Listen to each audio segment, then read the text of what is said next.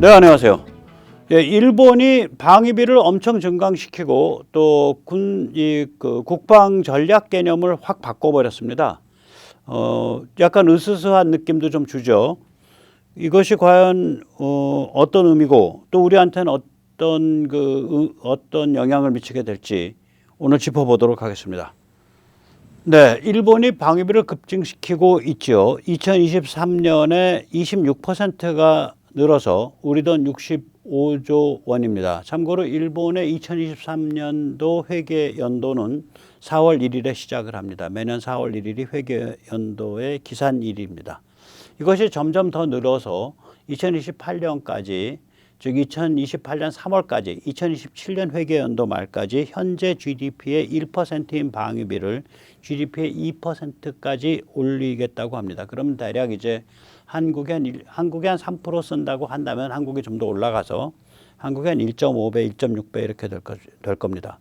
거기다가 이제 그 군사 전략 개념을 반격할 수 있는 나라, 낌새가 이상하면 바로 선제 타격을 할 수 있는 나라라고 방위 개념을 변경을 했고요.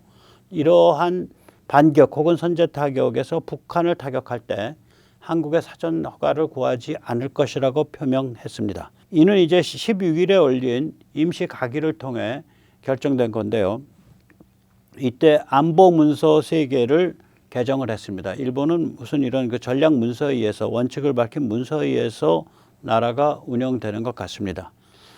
이게 이제 3가지인데요. 하나는 국가안보전략이라는 문서인데 이건 외교의 안보 분야 기본 지침을 담고 있습니다.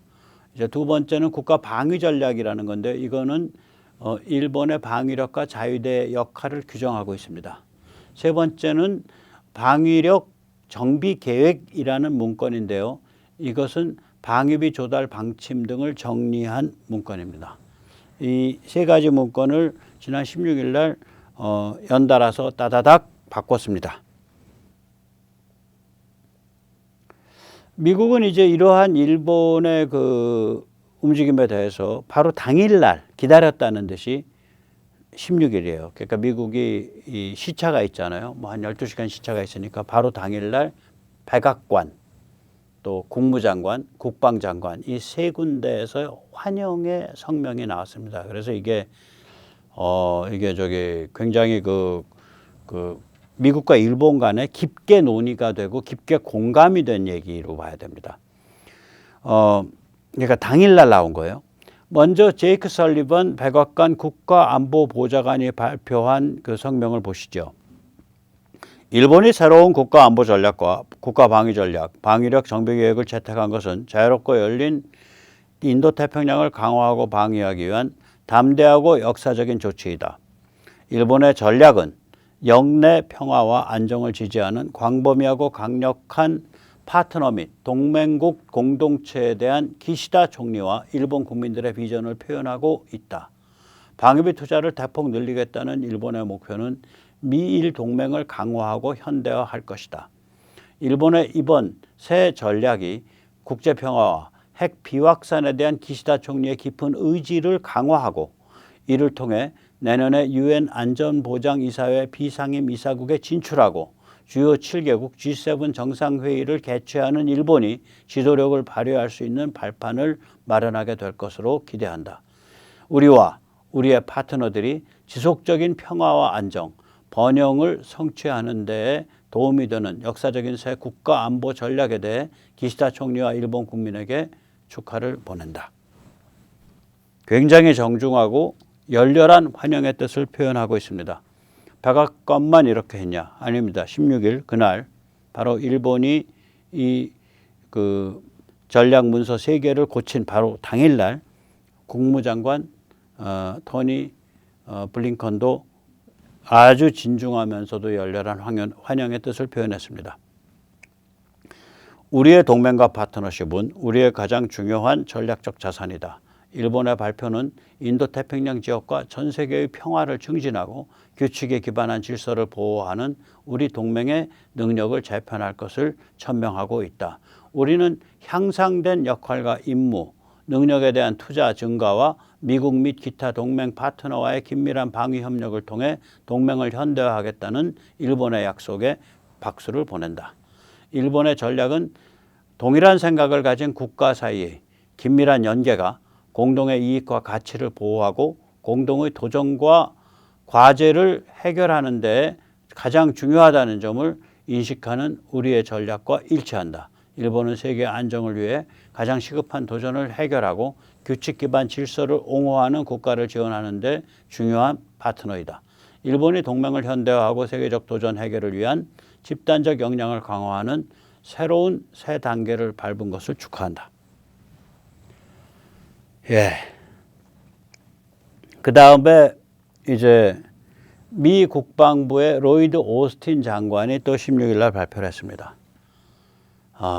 같은 날이에요.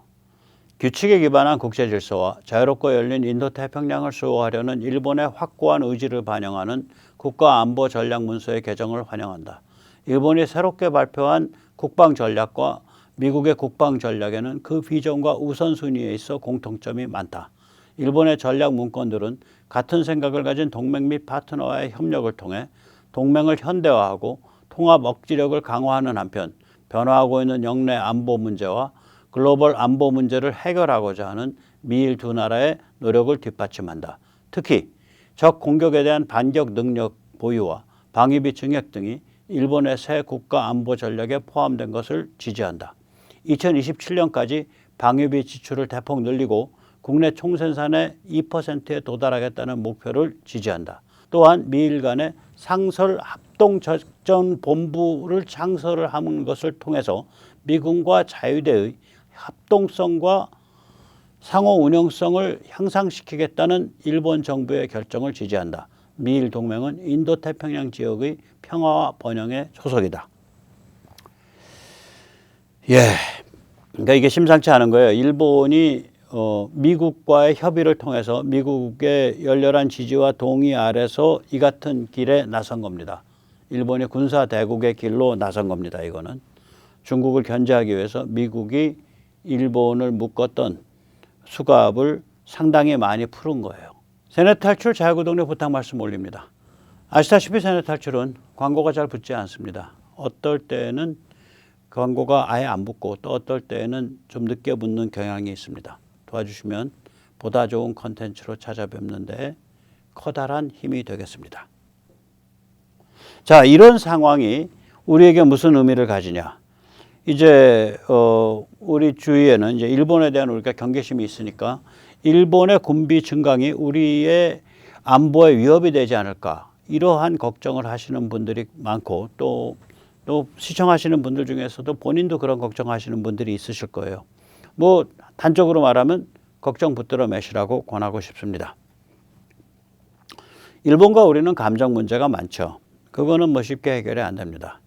그러한 감정 문제를 별도로 하고 일본과 우리가 실제로 마찰을 일으키는 것을 보면 독도와 제7광구입니다. 독도는요, 절대로 이제 무슨 뭐 국제사법재판소 이런 데 끌고 가면 안 됩니다. 그러니까 이슈거리를 만들면 안 됩니다. 왜냐? 독도를 우리가 점유하고 있으니까. 우리가 현상 유지 상태고 일본이 현상 전복 집단이거든요. 그러니까 우리가 현상을 그냥 깔고 올라타서 뭉개버리면 돼요. 독도는 계속해서 깔고 올라타서 뭉개면서 모르쇠로 시침이 떼고 있으면은 되는 거고. 그 다음에 제7광구는 중국이 같이 끼어 있기 때문에 저거 어차피 땅속에 묻어놓고서 수십 년 보내야 됩니다. 저거 깔려고 하다가는 여러 가지로 복잡해져요. 그래서 이 독도나 제7광구 가지고 일본과 군사력 충돌이 일어날 가능성은 희박하다고 봅니다. 그리고 지금 노골적으로 말해서 중국을 견제해야 하는 판에 일본도 우리도 서로 투닥거릴 여유가 없습니다. 특히 북한 자유화를 생각을 하면 일본을 어떻게든 우리 편으로 끌어들여야 됩니다. 일본이 북한 자유화에 어깃장을 놓지 못하도록 하려면 일본이 중국과 마찰을 심하게 겪을 수밖에 없도록 그 중국과의 전선에 일본을 밀어붙여서 세워야 됩니다. 지금 미국이 그걸 하고 있는 거거든요. 그 일본이 중국 무서운 맛을 피부적으로 느껴야 쟤들보단 차라리 북한이 자유화돼서 한반도가 통일을 향해서 천천히 흘러가는 게 낫겠다. 한반도 남북의 힘이 서로 교류가 되더라도, 그래서 엄청 강해지더라도 그게 중국과 같이 흉악한 애들이 설치는 것보다 낫겠다. 그 생각을 일본이 뼈저리게 하도록 만들어야 합니다. 네, 저는 여기서 한 걸음 더 나가서 일본의 군비 강화는 오히려 환영해야 한다고 생각을 합니다. 여기에는 4가지 이유가 있습니다. 우선 첫째, 중국이 헛생각을 하지 못하도록 만드는 그러한 효과가 있습니다. 일본이 대충 한국에 이제 한 2배쯤 되잖아요. 일단 인구의 규모는 2배가 좀 넘고요. 그 다음에 GDP는 그게 아무리 노령화돼 있다, 국가 재정이 어쩐다 저쩐다 하더라도 전 세계에서 일본을 우습게 보는 나라는 딱 하나밖에 없습니다. 한국만 우습게 봅니다. 예, 나머지는 되게 일본 무서워해요. 그래서 중국이 헛생각을 좀 덜 하게 되죠. 둘째는 이제 북한은 중국의 괴뢰인데 중국이 북한에게 도발을 사주하는 그런 날이 온다고 하더라도 북한이 명령을 거부하게 만드는 그런 효과가 있어요. 아니 아무리 명령을 충실히 이행하는 것도 중요하지만 죽는 자리에 가서 이행해라 그러면 누가 그거 하고 싶겠어요? 근데 죽을 확률이 더 높아지잖아요. 일본이 중국에 같이 맞서고 있는 상태면. 그래서 결국 북한에 대해서나 중국에 대해서나 상당한 억제력을 가질 수 있어요. 그거를 이제 미국이 얘기하고 있는 겁니다. 즉 중국이나 북한 입장에선 이제 일본까지 상대해야 되니까 참 골아파지는 겁니다. 상대가 셋입니다. 한 번 불장난 잘못 일으켰다가 셋 중 어느 하나라도 중간에 포기하지 않고 죽자 사자 끝까지 덤비면 끝없이 끌려 들어갑니다. 미국과 딜쳐도 소용없어요. 일본 및 한국 각각 별도의 딜을 또 쳐야 돼요. 이런 게 정말 골아픈 거거든요. 지금 러시아가 그거 아니에요. 만약에 미국과 딜쳐서 이게 해결될 것 같다 그러면 러시아가 바로 미국과 딜을 칩니다. 그런데 우크라이나가 겁없이 우리 다 죽어도 좋아. 너 전술에 까도 좋아. 근데 너는 일단 죽어야겠어. 겁없이 그렇게 덤비니까 우크라이나 국민들 3천만, 4천만이 러시아가 답이 안 나오는 거 아니에요. 근데 이게 셋이 그래요, 셋이. 이거는 우크라이나 같은 경우는 하나잖아. 여기는 문제 터지면은 대만까지 계산하면 넷을 상대로 싸워야 되는데 넷을 각각 따로 딜을 쳐야 되는 상황이 와요. 중국은. 수습이 안 돼. 그러니까 겁나죠. 그 다음에 셋째, 앞으로 중장기적으로 러시아가 함부로 중국에 붙지 못합니다. 이게 이제 침팬지 폴리틱스 같은 제인 구달이 쓴 거 보면 침팬지 집단에서 얼마나 섹스라든지 등글기 갖다 부비기 이런 거 그다음에 먹이 챙겨주기 애기 봐주기 서로 이런 걸 통해서 얼마나 어떤 교환이 심하면서 거기서 정치 게임이 벌어지는지를 생생하게 쓰고 있어요. 제인 구달이죠. 침팬지 정치. 예. 인간은 그거보다 더하면 더하지 덜하지 않죠. 러시아 입장에서 이제 요번에 우크라이나 전쟁 끝난 다음에 러시아가 어떻게든 이제 다른 챕터로 넘어가게 되는데 푸틴으로 계속 유지되기 힘들 거예요. 러시아 입장에서 중국과 완전히 결합을 해가지고 가야겠다. 이 생각을 하기가 일본 때문에 한 번 더 고민해 보게 돼요. 이게 왜 그러냐면 일본이 저렇게 군비를 확장을 해서 군사적 강국으로 나선다. 일본이 만약에 GDP 2%까지 올리는데 성공을 하잖아요. 2027년에 그러면 일본의 국방비가 우리 지금 개념으로 치면 우리 한 2배쯤 쓰는 게 돼요. 명목 GDP가 우리보다 높고 인구가 많으니까. 그래서 그러면은 우리랑 일본을 합치고 대만을 합치면은 중국 국방비랑 비슷하게 돼요. 물론 중국은 공식적 국방비가 아닌 것이 국방비로 쓰이는 게 많아요. 그래서 이게 미국은 별도로 해두고 굉장히 골아픈 상황이 와요, 중국이. 자, 이러니까 이제 러시아가 머리에 총을 맞지 않은 이상 망할 게 뻔한 중국과 손잡기가 참 어렵다고요. 그게 세 번째 효과입니다. 네 번째는 뭐냐면 이제 앞으로 우리나라가 국방비를 증액시켜도 우리나라 안에 있는 진보 혹은 좌빨 반일파리들이 함부로 막지를 못해요. 그 자들이 나서서 막으면 일본도 지금 군비 증강하고 있잖아. 우리도 해야지. 하게 되면 그 다음엔 그 인간들이 뭐라고 말을 못 붙여요. 자, 그래서 이제 역설적인 거죠. 우리 자주국방을 이렇게 발전시킨 최고의 그 공로자는 누구냐? 네, 평양과 베이징이죠. 평양과 베이징이 계속해서 우리를 위협을 가하고 그 우리를 몰아세우니까 드디어는 미국까지 나서서 어저께 그 미국의 그 전략가가 그러잖아요. 미국이 이렇게 전 세계 유례 없이 현지 국가의 MD와 미국 MD를 통합하는 이 무시무시한 결정을 한 거는 바로 너희 때문이야. 베이징과 평양 그 얘기를 하잖아요. 똑같은 거죠. 우리의 자주국방은 베이징과 평양이 우리의 자주국방을 이렇게 불러일으켜 세워진 그 공덕을 이룬 그 집단이죠. 이제 일본까지도 우리를 도와주는 거예요. 우리 안에 뭐 좌빨스러운 자들, 간첩스러운 자들, 이른바 진보스러운 자들이 국방비 지출 방해하고 어쩌고 저쩌고 지출 그 뒷다리 잡고 그러면 일본도 군비 지출하잖아. 해야지. 이래버리면 이제 할 말이 없는 거죠. 예, 할 말이 없는 겁니다. 그래서 이제는 일본 덕도 좀 볼 수 있게 됐습니다. 그래서 하고 싶은 말이 이겁니다. 땡큐 일본, 너까지 도와주는구나. 땡큐 일본, 너까지 도와주는구나. 예. 그나저나 이제 시진핑이 멘탈이 실종이어서 더 걱정입니다. 그래서 시진핑이 이렇기 때문에 더 위험해서 우리가 일본을 반드시 끌어들여야 됩니다. 시진핑 주위에 그로 하여금 정확한 판단을 내릴 수 있도록 만들어주는 시스템이 모두 사라진 것으로 보입니다. 시진핑이 이번 중동 방문에서 개판 쳤습니다.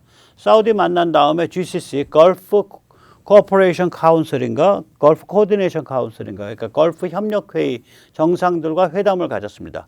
그리고 덜컥 그 정상들과 같이 공동성명에 서명을 하고 발표를 했어요. 근데 그게 골 때려요. 우선 이란한테, 야, 이란 말이야, 너희 말이지 핵무기 그거 함부로 개발하지 말고 IAEA한테 협조해. 이란한테 지금 중동의 최대 맹방인 이란한테. 그 다음에는 더 웃기는 건 이 지도를 보시면은 저 무슨 빨간 글씨가 3개가 있죠. 예, 그걸 이제 맨 위가 뭐냐면 예, 작은 턴비라는 섬입니다. 레서 턴비. 그 다음에 거기서 이제 시계 방향으로 돌아서 거기 오른쪽이 그레이터 턴비, 큰 턴비라는 섬입니다. 그 다음에 맨 아래쪽에 있는 게 무슨 섬이냐?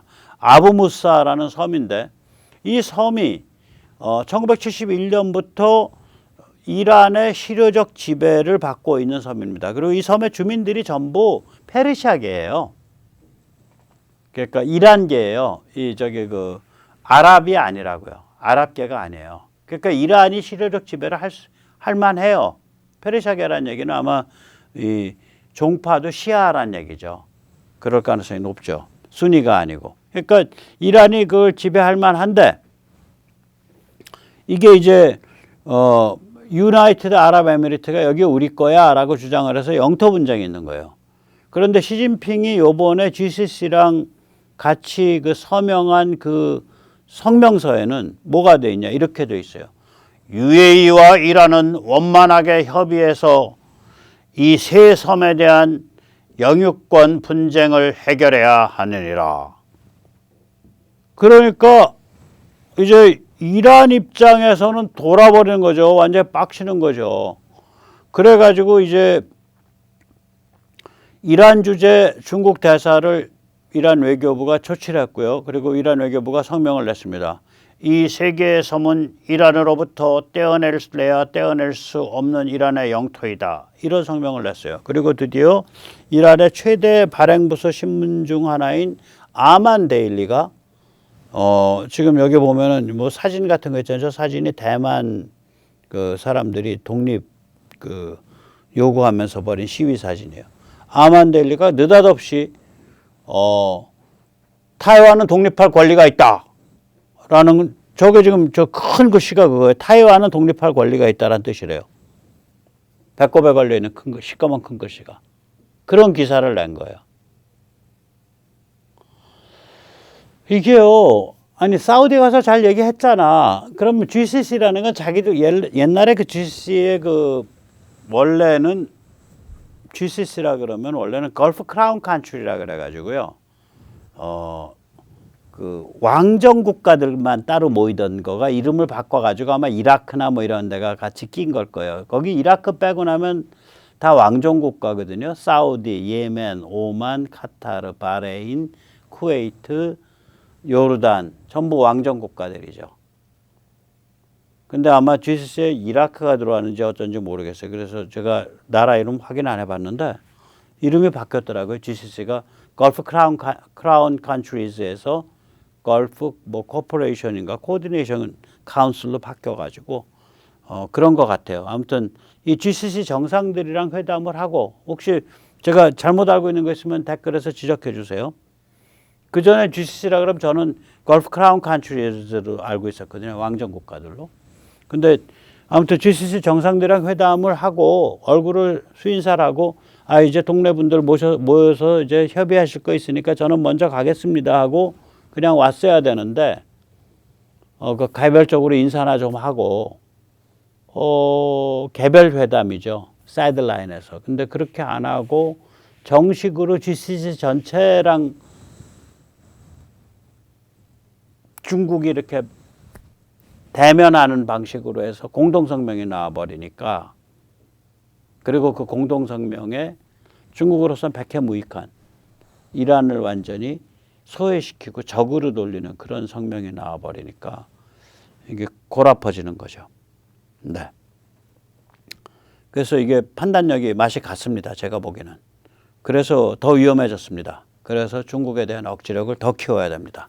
그래서 저는 일본의 군비 강화를 환영합니다. 우리가 또 강해질 거니까 그만큼 자극받아서. 예. 그런데 이제 일본의 정치적 문화를 좀 많이 주시를 해야죠. 일본이 워낙 엉뚱한 데가 있어서 이게 잘못 발작하면 골아프죠. 아베노믹스 한번 보죠. 예. 기본 체력을 다지는 개혁을 하는 대신에 황당한 뭐 저금리 정책 계속 가서 돈 풀고 막 난리를 부려가지고 일본 경제 체질을 상당히 깊게 망쳐놨잖아요. 또 그다음에 문재인이 아무리 밉살스러워도 그렇지 소부장 수출을 끊어버릴 거야 이런 시그널을 보내니까 소부장 수출로 이제 겁을 주는 시그널을 보내니까 한국의 소부장 산업만 키워졌잖아요. 이게 이제 그 일본의 이런 좀 엉뚱한 그 사고방식이 좀 문제가 좀 있어요. 이게 조금 더 거슬러 올라가면은 이런 거 많죠. 예를 들어서 조청년 언제부터 단속했지? 한 20년 정도밖에 안 돼요. 그럼 그전에 뭐 했지? 조청년을 방치해서 키웠어요. 왜냐? 한반도 분단이 좋으니까. 한반도 분단이 좋으니까. 그 다음에 이제 1970년대 말에는 지금 여기 지도에 나와 있는 그 왜 저기 지도에 보시면은 녹색선이 일본 열도를 한번 뺑글 돌죠. 예. 그 혼슈랑 큐슈 이런 데를 또 빨간 선이 일본 열도를 한번 뺑글 돌죠. 이게 뭐냐면은 러시아 배, 러시아 군함, 중국 군함이에요. 그럼 우리가 저 섬과 섬 사이 또 큐슈 아래 돌 때도 섬과 섬 사이 돌거든요. 그럼 다 영해라고요. 20몇 킬로인가 영해잖아요. 우리가 22킬로인가까지인가. 그럼 양쪽에서 22킬로씩 먹으면 40킬로 이내에 들어오면 예를 들어서 영해란 말이에요. 그 영해를 막 한 서너 군데 지나서 도는 거예요. 스시마도 그렇고. 왜 그렇게 됐냐? 일본이 저 지역을 전부 영해 축소를 시켰어요. 5킬로인가로. 왜 그랬냐? 우리는 우리는 저기 핵을 가진 전함이나 이런 거 다니는 게 싫어서요. 그런데 뭐 미국이 핵전함이나 핵무장 잠수함이 다닌다고 하니까요. 네.